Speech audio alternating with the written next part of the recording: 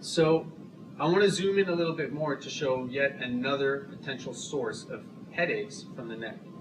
And these are the joints in the neck. We have joints all the way down our spine. And these are the ones in the cervical spine in our neck. And just like all the joints in our body, they have nerves that go to them. That's these guys called the medial branches. So if you ever jammed your finger, you try to catch a football, and you jam your finger, and your whole finger hurts, not just right little there in that little joint. And that's because the nerve that goes into your finger also has to send a signal, and it kind of travels up your finger a little bit. And that's what those guys do. They innervate the joints in the neck, as well as the capsule that's around that joint. So if you sprain the capsule, or you have bad arthritis in the joint, that's going to let you know also. And the fact is, can you go to the next one?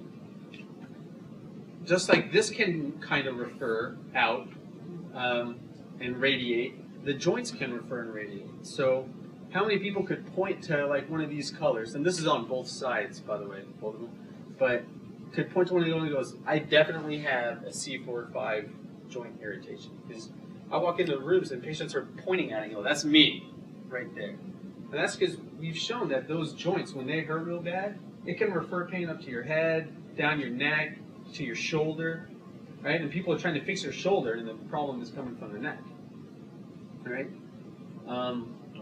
So no, that's good. That was perfect. So what happens is I showed you a bunch of sources for pain, and that's a lot of input that goes right into the spinal cord. And our spinal cord houses our central processors, and just like in a computer. So you have all these signals from the top coming down, tons of them. You see that?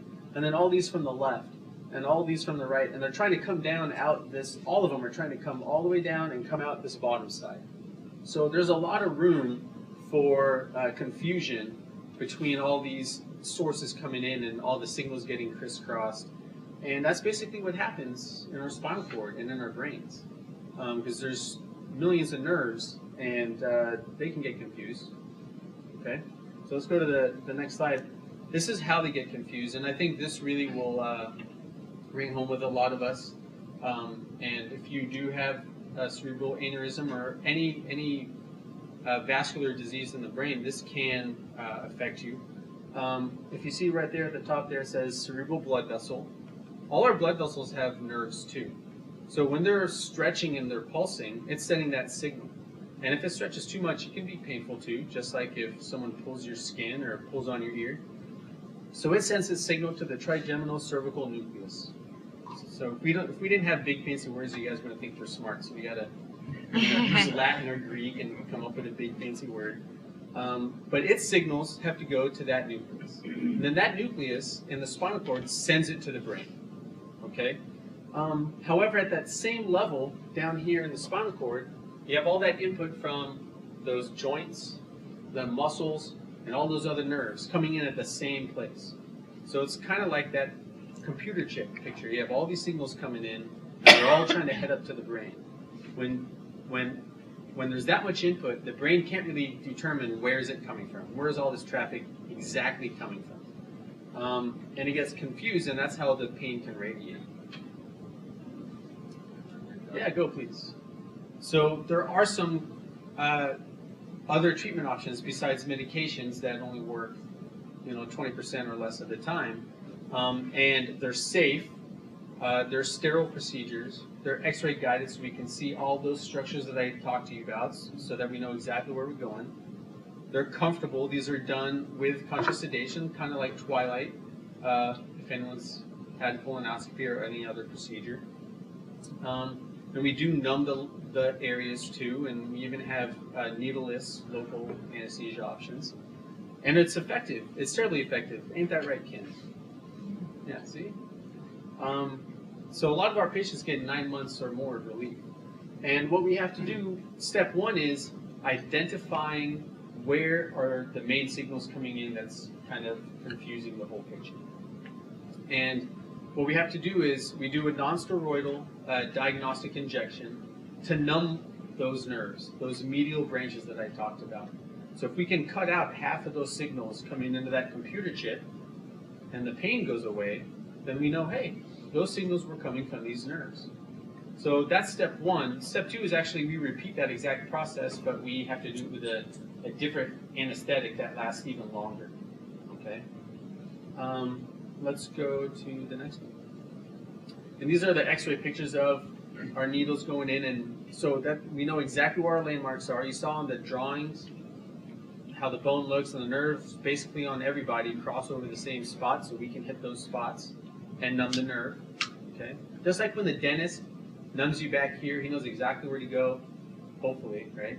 He's about to drill your tooth, and then he numbs this, and this whole thing goes numb. It's basically the same concept. And if that works, and you get 2 positive diagnostic blocks, we can go in there and essentially cauterize a small segment of that nerve with special needles, and that'll shut off that switch over that segment. That nerve can't send a signal. And the average is 10 months that lasts, anywhere from 6 to 12. And it's actually been shown, go ahead. That's an X-ray picture of it. Kind of looks like the first one, but it is different, I assure you. And all the research shows that it's very effective, it's safe, it works for chronic neck pain, chronic headaches. People are able to reduce their medication requirement for their migraines significantly. I have patients that have had chronic migraines for 30 years, probably have gone through the same gamut as most of you here. And after we do this procedure, they have 1 serious migraine a month, and it's not even as bad as it used to be. And I love those success stories because you get your life back. So this study was a landmark study between Lord and Baghdad, and the key is it's double-blind, placebo-controlled, meaning they really try to take out the guesswork so that if people have a good response, you know it's because of that treatment. And that's very important. And some patients had 12 months or more of their pain. And I'm sure everyone here is longer than 12 months. Right, let's go to the next one. This study wanted to see, okay, it's very effective, we know that. How many times can you do it and it's effective? And up to 6 that we know. It's kind of like expiration dates on medication. We know it's good till that date, but then they go and test Tylenol 10 years later and it's still 95% effective. So they studied this one a little bit longer, and even RFNs, you can repeat up to 6 times, people are still getting relief. And they've even done studies where they MRI the muscles, because you want to make sure you're not damaging anything. And you MRI the necks again, and there's no change to the musculature. So nothing's atrophying, which is important. And there isn't any permanent nerve damage from this that we've seen. And it's very safe. All right, let's go ahead. So I think the main point is this can help almost anybody that suffers from a headache. Your MRI does not have to be that severe. It can look like this. This is probably a 25-year-old MRI, 25-year-old's MRI. It looks normal, but you have chronic headaches, and that's because all those signals coming in, and maybe those muscles are tugging on your spinal cord.